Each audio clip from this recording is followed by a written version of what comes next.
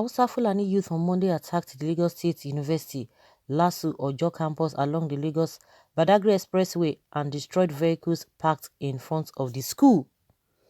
The attack occurred after the Hausa-Fulani youth, who are predominantly commercial motorcyclists, attacked members of the National Union of Road Transport Workers (NURTW) at Yanoikpaja bus stop, which is a walking distance from the campus.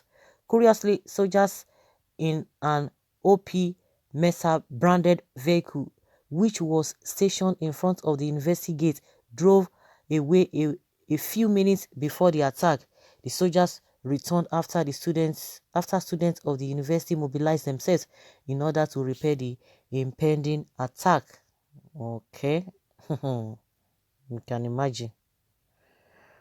It is now clear to all that the military now collude with terrorists against the southern citizens for Fulanization and Islamization. In spite of all this, some people are still screaming one Nigeria. Which one Nigeria? Forget that.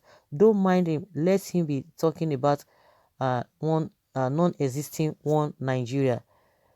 The issue is that do you think that Buhari will remain in power for life? One day he will step down and the table will really turn. Are you sure that is going to happen? One thing is that the Hausa-Fulani era is almost coming to an end on this one. I bet with you, LASU students will revenge.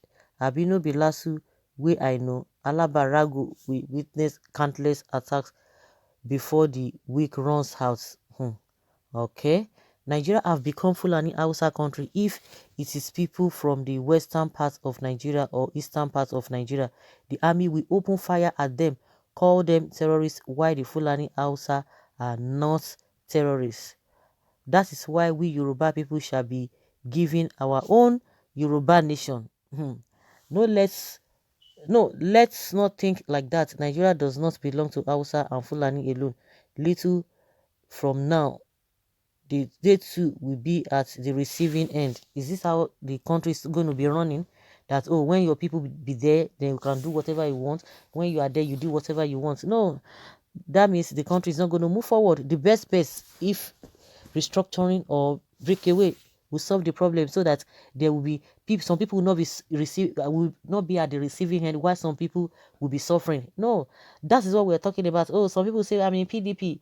Oh, whatever the PDP does at that particular time is not a sin. But once it is the other party, it's become an offense. So that is how it has been rolling. Okay, for this country under the watch of this government, that can never happen. Even if you see anything close to that, I bet you it is only a media encouragement to last the time blows away or weaken the popularity of the news. It is eye-opener for the leadership of southwestern states. How would a disagreement between motorcyclists and road transport association be visited on an academic institution? If education is becoming a taboo over there, it is not a taboo here. True talk. Can we now see the hand waiting clearly written on the wall? I read an online news yesterday. A soldier was lamenting how his fellow soldier shot him for killing many Boko Haram members. What? This is another news again against the military. It is very clear that the army were under instruction to vacate the place to allow the Fulani Hausa youth to be able to execute their plan. It is time for the country to divide. The government whose responsibilities is to protect Nigerians are the same government that is sponsoring attack on other geopolitical zone that is predominantly Christians. Yes, my brother, my heart bleed for the South. Okay, enough of all this evil marriage. Let the country divide. Tinubu and say, Baba, where are you? Why the soldiers will stop the students when Hausas already burn their cars? The soldiers must be from Hausa tribes. You know, the one that even struck me when somebody said that one of his colleagues, they shot him because he killed some of the Boko Haram. You see what we are talking? You see what we are saying? That is why the country is Is any sensible Yoruba person still in doubt of the dubious nature of the Buhari government and its security agencies which aid those who are destroying Yoruba land?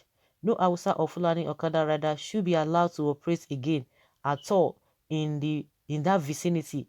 Any of such should be mobbed and killed instantly. That will forestall any of other dangerous future plans.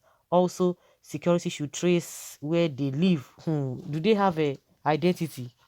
The worst part of it is that most of all these people are coming from, majority of them are not even Nigerians. Even the ones that are Nigerians, do we even have database? People just enter anywhere and they will begin to quote that thinking constitution that you have the right to live anywhere. Do you even blame them? It is the same people who call themselves governors, who call themselves politicians. They are the ones causing all of these things.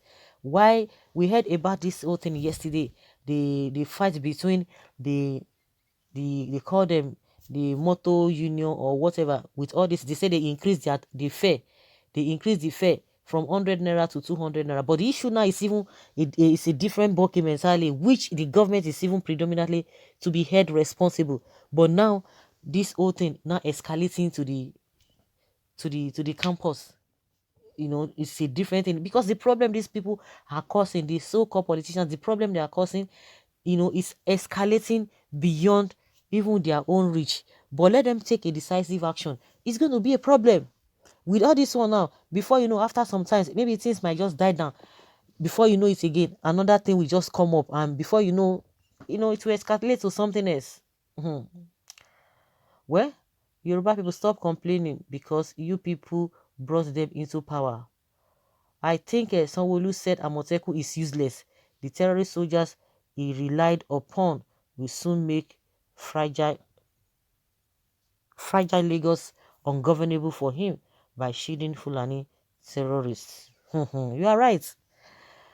That is Lagos that wants to be a nation on its own. Even Hausa-Fulani guys are fighting them on their land. They want to be nation on their own. They're always saying that they don't want to be part of a Oduduwa nation, that Lagos is standing alone.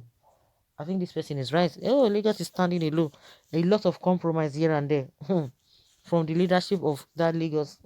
Who owns the Lagos?